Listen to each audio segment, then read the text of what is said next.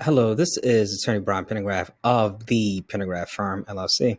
And I just thought I would do a quick video on Governor Hogan's stay-at-home order that was just passed today on March 30th, 2020. And I have the order pulled up in front of me, and I'm just going to kind of go through it page by page so we can kind of see what's going on and at least get my my legal perspective on what's going on here. So that's it. So let's get right into let's start with the title: amending and restating the order of March 23rd, 2020. Okay, so there's an order passed 7 days ago, and this one is adding new things are being added to it. So prohibiting large gatherings and events and closing senior centers and all non-essential businesses and other establishments, and additionally requiring all persons to stay at home. So I think that is the key difference here, is that this order wants to he wants to require people to stay at home. And of course, I think that this order will also explain the conditions, or who can or when you can leave the home, or for what reasons. I believe essential workers can leave the home, but in order to do their essential work. But we're going to go through this and see. So, whereas state of emergency, because a health emergency was proclaimed on March 5th, 2020.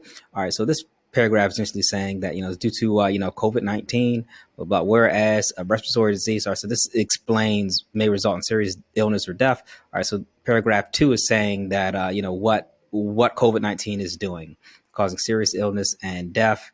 And paragraph 3, all right, this one states the objective. This states the goal here to reduce the spread of COVID-19. Essentially, so they want to reduce the spread of COVID-19. They want to follow the U.S. Centers of Disease Control's recommendations, essentially. So they want to cancel large gatherings and social, and they want to. The CDC recommended canceling large gatherings and social distancing in smaller gatherings, but we're going to, looks like Maryland's going to cancel them, or they're going to place limits on how big those gatherings can be in this exact order. The currently non-available scientific evidence and best practice support limitations on large gatherings and social blah, blah, blah. So this is saying that the science says that the available scientific evidence for COVID-19. Again, this information is still coming in. There's still a lot that we're learning about COVID-19, but they're explaining how it is dangerous. All right, so whereas to reduce. All right, I'm just going to skip these whereas clauses. I think kind of in order to summarize these whereas clauses, it's just saying that COVID-19 is some bad stuff, and here's what we're going to do to deal with it. All right, so what are we going to do to deal with this COVID-19? Let's skip down here. Number to point 2, stay-at-home order. So all persons living in the state of Maryland hereby ordered as of 8 p.m. on March 30th, 2020. So that is not long from now. They are ordering people to stay at home, except to conduct or participate in essential activities, which will be defined below. I'm pretty sure that means going to the grocery store. Or staff owners of business organizations that are not required to close pursuant to paragraph 5 or paragraph 4 below may travel between their homes and those business organizations and to and from customers for purposes of delivering goods and performing services. All right, so some businesses can still operate. Staff and owners of non-essential businesses may travel between their homes and non-essential businesses for the purpose of engaging in minimal operations and to and from customers for the purpose of delivering goods. Okay, so non-essential businesses, you guys can engage in minimal operations, and you can deliver things. Unlike us essential business people, I guess it's me, like us lawyers, I guess we can let's see, what can essential businesses do? All right, it doesn't say what essential businesses can do here. All right, so let me keep scrolling down. I'm pretty sure essential businesses can probably still operate, but maybe that's been addressed in another order, but we'll see. All right, essential activities means, all right, here are essential activities that we are allowed to do. Obtaining necessary supplies for oneself, family, household members, pets, livestock, including without limit to groceries, household consumption, supplies, equipment, sanitation. All right, so you guys can go grocery shopping. That's what you're allowed to do. You're allowed to go grocery shopping and do what you got to do to run your household. Engaging in activities essential for the health and safety of oneself and family members, pets, livestock, seeking medical help, behavior, emergency services, and obtaining medical and medical supplies. All right, you can go and you can take care of your friends and your family and get medicine, good stuff. It's good stuff here. You caring for family members, pets, livestock. Okay, so those are essential activities. You can go out and buy your food for your children and your pets as well. Taking care of your pets is essential. All right, so it's good to see the pets are getting love too. Traveling to and from education institution, the purpose of receiving meals, instructional materials for distance learning. Okay, so you can still get your education on. That's good. Engaging in outdoor activities such as walking, hiking, running, or biking, when in compliance with paragraph 3 below and applicable social distancing guidance published by the U.S. Centers for Disease Control and Prevention, CDC, and of the Maryland Department of Health, MDH. So what that is saying is that you can get out there and you can get out there. You can still exercise. All right. So get your exercise on, but you just got to comply with social distancing essentially. So you can outdoor exercise. So make it clear that you're exercising. I mean, if I was outside exercising right now, I may have a copy of this with me because sometimes police officers, they don't be knowing the rules. So let's see, travel required by a law enforcement officer or court order. Okay. So you can still travel required by law enforcement order officer or court order. So I don't know, maybe you're on probation or something. I don't know. You can still go and do your probation stuff.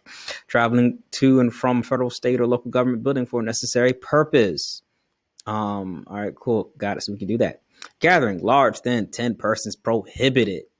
All right. So you cannot social, community, spiritual, religious, recreational, leisure, and sporting and gathering events. More than 10 people are hereby prohibited. So what that is saying is that y'all churches, y'all are being shut down.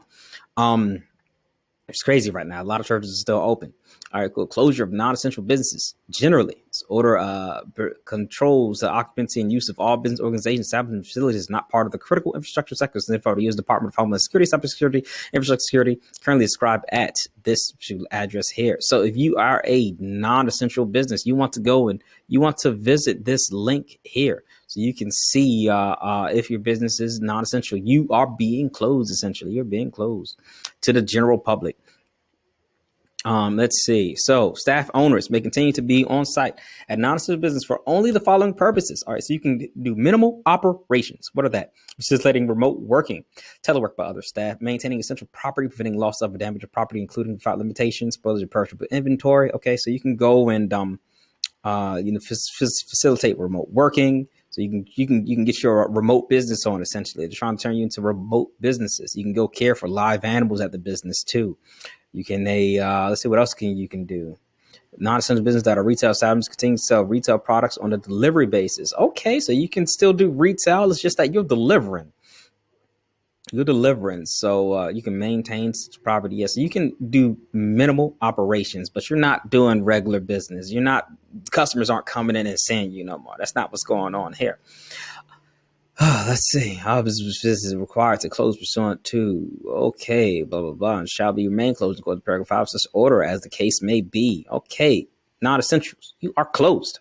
Closure certain specific business organizations and facilities. Paragraph 5. All right, senior citizen activity centers shall remain closed until termination of the state of emergency and the proclamation of the catastrophic health emergency has been rescinded. All right, senior citizens, you are closed. Restaurant and bars order controls occupancy use of restaurants, bars, and other similar establishments to sell food beverages. Order does not apply to food beverages and healthcare facilities which are expressly excluded from definition of restaurants and bars.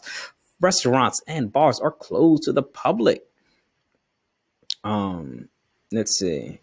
Okay, all restaurants and bars shall be closed to the public except, if you look at this part here, it looks like you can still do carry out and drive-throughs.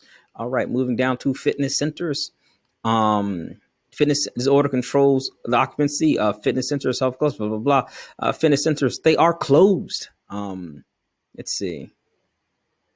Blah, blah, blah. Permitted by applicable law to provide child care services. Okay, apparently fitness centers that provide child care services continue to provide child care services. Weird. All right, so if you have like a self-defense school or you have a gym and you have a lot of kids there and you kind of provide child care services, then you can remain open for doing child care service. So maybe you're like I don't know, like a martial arts studio or something where people drop their kids off. That's like partly child care because the kids are just there, I guess. Looks to me like they can still do at least the child care aspect of their business. All right, so for your fitness centers. You're not as closed as what I thought you were. So you guys can still provide childcare. That's part of your business model, I guess. All right, theaters. Theaters, you are blah, blah, blah, closed. Malls. All right. Let's see. See what we're doing for malls here. All right, so malls are closed. And what is not closed in malls? All right, see, blah, blah, blah. Closed pedestrian concourses on closed malls. All right, unclosed malls shall remain closed to the general public because in other interior common areas open to the general public, including without limitation of food courts and retail establishments only subject to the general public from. All right, so enclosed, it looks like malls are closed and require closure of retail establishments attached to enclosed malls that are directly accessible from the outside. Okay, interesting. So if your establishment, if your mall establishment is accessible from the outside, like there's a lot of food places attached to malls. Like apparently, if you're just going there, you can just go and I guess get your food to go. You can still do that. So not everything in the mall is closed. If it's accessible outside the mall, it can still remain open.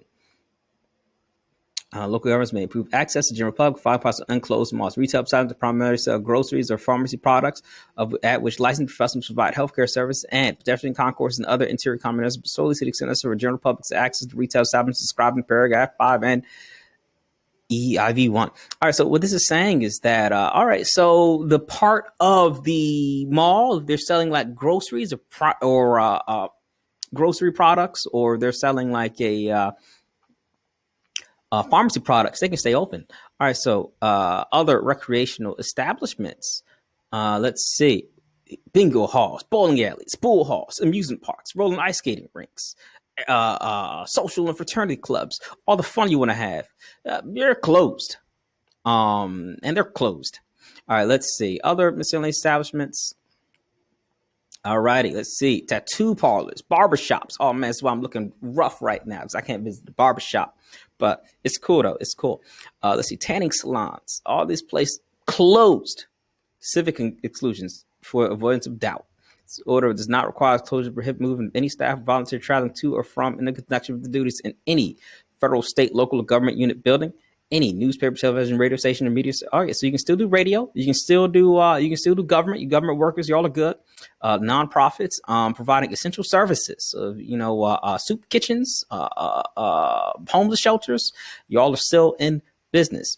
Orders not replied to. Persons whose homes or residents have been unsafe, such as victims of domestic violence. Okay, so you can you're a victim of domestic violence. You do not stay at home. You can leave. Persons who are experiencing homelessness, but governmental and other entities strongly encourage to make shelter available for them. All right, so if you are homeless, you do not have to stay at home. Smart. All right, let's see. Government buildings and facilities with large occupancy or attendance. Let's see what's going on here. State and local government buildings, facilities with occupancy or attendance of more than 10 people shall promptly and conspicuously post in the building facility to copy the MDH recommendation for social distancing. Okay, so we got to put in, they got to put in the buildings what the recommendations for social distancing, and make sure people can wash their hands. They have to provide capabilities that too. I don't know why that wasn't legally required in the first place. Let's see, general provisions. Each law enforcement officer of the state or political subdivision shall execute and enforce this order. And if you violate this order, here's the penalty. It is a fine not to exceed it's a misdemeanor. Okay. A misdemeanor and subject to imprisonment not exceeding 1 year and a fine not exceeding $5,000 or both. Okay, that sucks. So that's what happens if you violate this order. You can get jail up to 1 year and $5,000. Which means this order shall remain in effect until the state of emergency has been rescinded. Effective any statute, rule, or agency, if it's a polluted substance, exempt order is hereby suspended. Okay, anything consistent with this is suspended. Underlying paragraphs in this order are for the convenience or reference, and only and shall be effective interpretation of this order issued under my hand this 30th day of March 2020 and effective immediately by Lawrence J. Hogan Jr., the governor of Maryland. Signed. Boom. We are done. Anyway, so I hope you liked my quick run through of this